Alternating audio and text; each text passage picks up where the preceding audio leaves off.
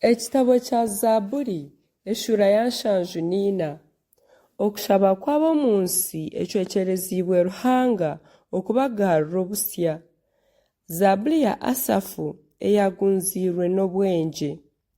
Ai Ruhanga, aha bwengye otunagire ebiro byona. Ahanki ekiniga kyawe nikibuguma aha ntaama z'omu iriisizo ryawe.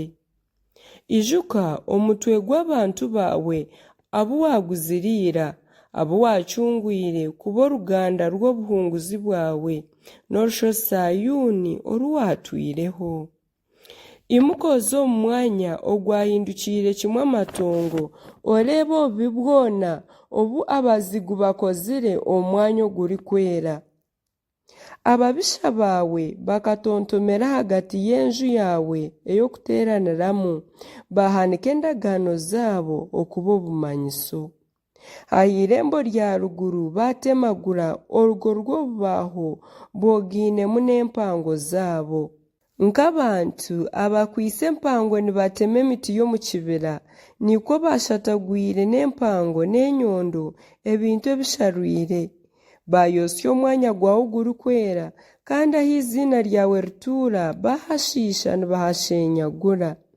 Bagira omu mitima yaabo bati, katubahwerekyerereze kimwe. Bayosya sinagogi za Ruhanga zoona omu nsi. Tutukireeba bumanyiso bwitu, tahakiriho nabi n'omwe, kandi tihariho n'omwe ahari itwe orikumanya ahi ebi birigarukira. Ai Ruhanga, ababisha baryahisyaho kutujuma, abazigu baryaguma barogota izina ryawe ebiro byona.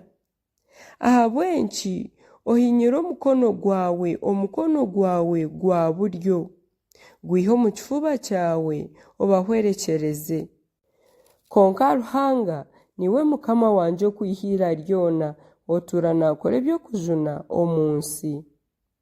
Okabaganisa enyanja n'amaani gawe, wayatagurira kimwe emitwe y'ebijoka omu maizi. Niiwe wayatagwire emitwe ya Leviyasaani, okagya enyamiishwa z'omu ihamba kugirya. Okiigura enshuro n'obugyera, wayomya emigyera etooma.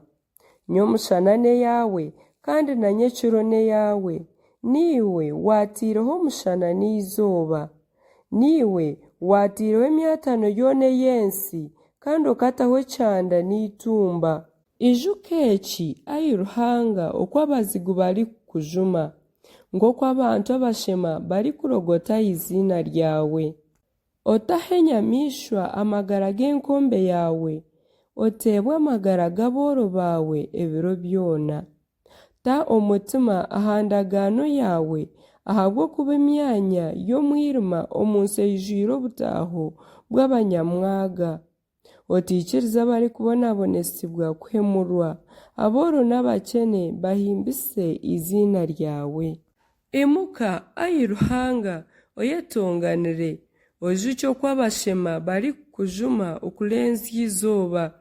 Oteebe orwari rw'abazigu bawe n'okujagarra kw'abakugomiire okubiimusya obutoosha.